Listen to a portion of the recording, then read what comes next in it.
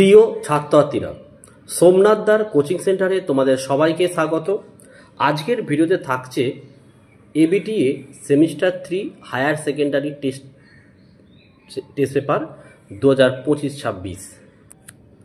দেখো, তোমাদের এডুকেশনের প্রথম পেজ এবং ইউটিউবে কিন্তু প্রথম এসি 14 এই পেজের সম্পূর্ণ প্রশ্নের একদম নির্ভুল সমাধান ব্যাখ্যা সহ, বাকি সাবজেক্ট তোমাদের বাংলা, ইতিহাস, জিওগ্রাফি এবং পলিটিক্যাল সায়েন্সের ভিডিও অলরেডি আমি আপলোড করে দিয়েছি। তোমরা অবশ্যই ভিডিও সেকশানে গিয়ে দেখে নাও। তো চলো আমরা শুরু করি। চলো, তো দেখো এখানে তোমাদের 1 নম্বরের প্রশ্ন কি বলছে, কোন কমিশন ছাত্র মঙ্গলের সুপারিশ করে? অপশান বি লিখবে, বিশ্ববিদ্যালয় শিক্ষা কমিশন। 2 নম্বরের প্রশ্ন, ত্রিভাষা সূত্রের সুপারিশ করেছিল? উত্তর অপশান ডি করবে, কোঠারি কমিশন। 3 নম্বরের প্রশ্ন দেখো, ইউজিসি এর প্রতিষ্ঠাতা ছিলেন?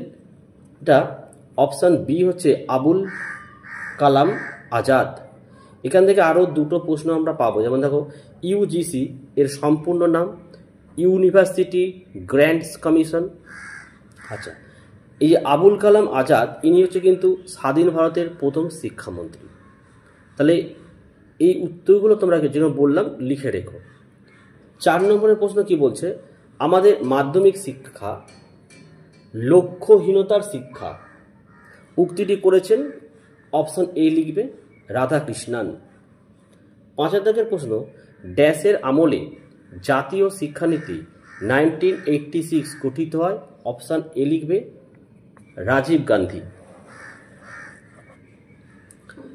6 দেখো, এনইপি 2020 মেনে স্নাতক স্তরে কোন ডিগ্রি প্রবর্তিত হয়েছে?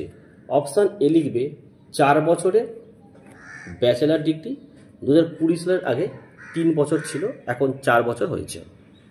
7 প্রশ্ন, ভারতের প্রথম মুক্ত বিশ্ববিদ্যালয় স্থাপিত হয়? অপশান সি, 1982 সালে। তা প্রথম, এখান থেকে অনেকগুলো প্রশ্ন পাওয়া যেতে পারে যে 1982 সালে যে প্রথম মুক্ত বিশ্ববিদ্যালয় স্থাপিত হয়েছিল তার নাম কি ছিল? বি.আর. আম্বেদকর বিশ্ববিদ্যালয় ছিল।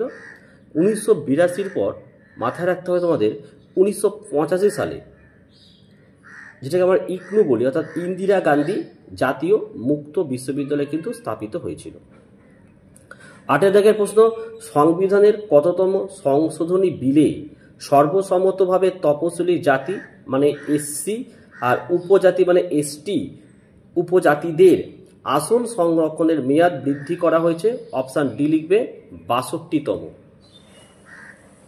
আচ্ছা, 9 দাগের প্রশ্ন দেখো, এনসিইআরটি, এটা হচ্ছে অপশান এখানে 4 হবে, প্রাথমিক স্তরের শিক্ষক প্রশিক্ষণ কর্মসূচি। সরি, একটু ভুল হলো আমাদের, এটা না, এটা 2 হবে। বিশ্ববিদ্যালয় স্তরের পাঠ্যক্রম রচনা।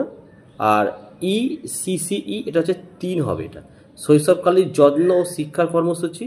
আর ক্যাপ হচ্ছে এক জাতীয় প্রতিষ্ঠান। আর ডিআইইটি, এটাই হচ্ছে এই যে প্রাথমিক স্তরের শিক্ষক প্রশিক্ষণ কর্মসূচি। অপশান এ, এটা হচ্ছে সঠিক অ্যান্সার। আচ্ছা, 10 দাগে চলে আসো।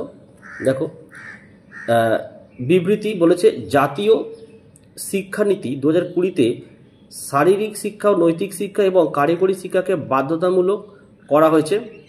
এটা রাইট, কারণ এই নীতির শিক্ষা হলো শিক্ষার্থীর মধ্যে নৈতিকতার বিকাশ, সৃজনশীলতা ও শারীরিক সক্ষমতার উত্তর করা। দেখো, এটা একটা মিস্টেক আছে, উত্তর করা হবে না, এটা উন্নত করা হতে পারে, ঠিক আছে? অর্থাৎ তোমাদের উত্তর হচ্ছে অপশান এ করবে, বিবৃতি এ ঠিক এবং তার কারণ আর যথাযথ, ঠিক আছে?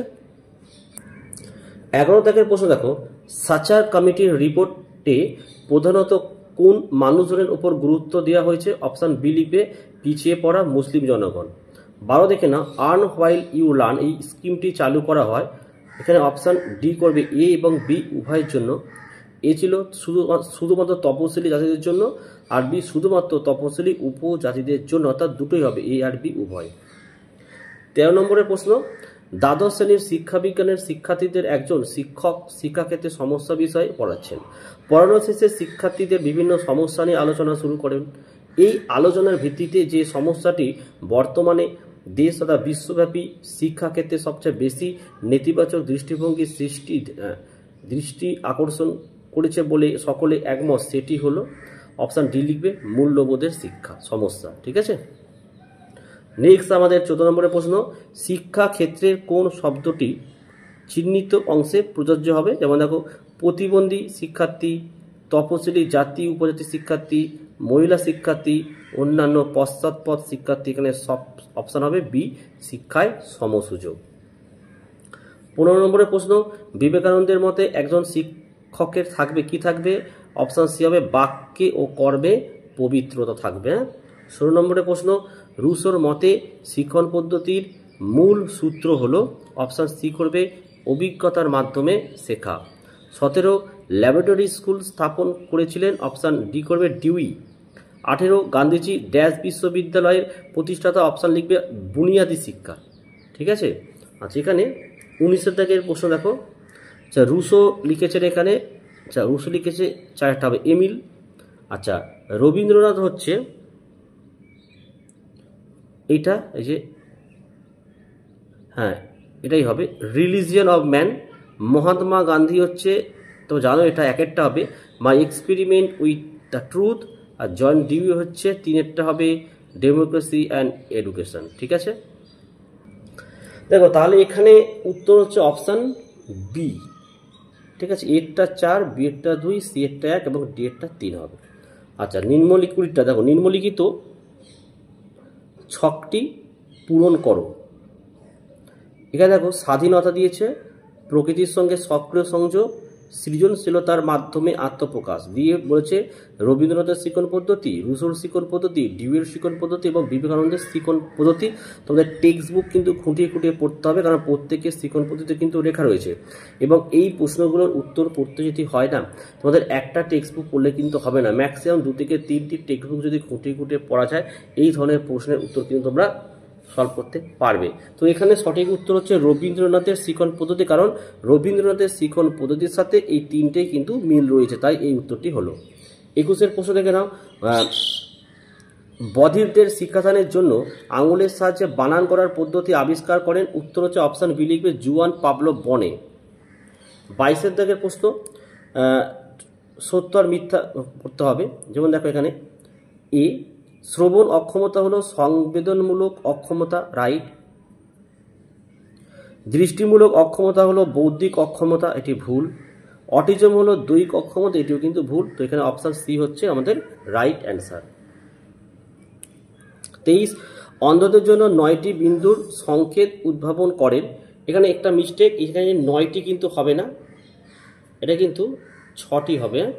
অন্ধদের জন্য 6টি বিন্দুর সংকেত উদ্ভাবন করেন, অপশান সি করবে লুই ব্রেইল। 24 দাগের প্রশ্ন দেখো, হুয়ের মত অনুযায়ী ভিন্ন ক্ষমতা সম্পন্ন শিশু ব্যাহত প্রতিবন্ধী, এখানে কি বসবে? এখানে কোনো অপশান দেয়নি, এটা উত্তরটা হবে অক্ষমতা লিখবে। ঠিক আছে, 25 দাগের প্রশ্ন, ড্যাশ সর্বপ্রথম শ্রবণ প্রতিবন্ধীদের শিক্ষার উদ্যোগ নেয়, অপশান ডি লিখবে স্পেন। 26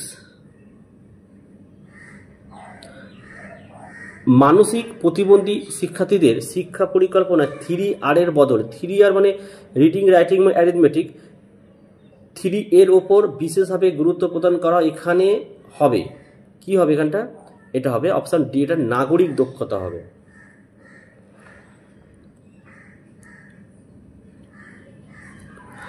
27 দেখো, রাজু 61 লিখতে গিয়ে ভুল করে 16 লিখে ফেলেছে। রাজু কোন ধরনের শিক্ষণ অক্ষমতায় ভুগছে? অপশান এ লিখবে ডিসগ্রাফিয়া। ডিসগ্রাফিয়া কিন্তু টেক্সট বুকে রয়েছে, 3টি রোগ রয়েছে কিন্তু, ঠিক আছে, ভালো করে পড়বে কিন্তু। আচ্ছা চলে আসছো এখানে নেক্সট 28 দেখো, অন্তর্ভুক্তিমূলক শিক্ষা ব্যবস্থাকে কার্যকর ও সফল করে তুলতে কাদের ভূমিকা সবচেয়ে বেশি? অপশান বি এবং সিটা লিখবে। বি আছে দেখো, বিদ্যালয়ে শিক্ষক শিক্ষিকাদের আর সি বিদ্যালয়ের সহপাঠীদের। 29 দেখো, ভিন্নভাবে সক্ষম বা ব্যতিক্রমী শিশুদের শিক্ষার অধিকার কোন আন্তর্জাতিক সম্মেলনে গৃহীত হয়? অপশান ডি লিখবে ইউনেস্কোর আন্তর্জাতিক সম্মেলনে। 30, অন্তর্ভুক্তিমূলক শিক্ষায় মূল্যায়ন হবে, অপশান সি করবে নিরবিচ্ছিন্ন। 31 শতকের প্রশ্ন, ইউনেস্কো শিক্ষামূলক কাজ করে যে সংস্থার অধীনে, সেটি হলো অপশান সি হবে ইউএনও। 32 থেকে নাও, শিক্ষার প্রথম স্তম্ভটি হলো ড্যাশ জন্য শিক্ষা, অপশান এ করবে জ্ঞান অর্জনের জন্য শিক্ষা।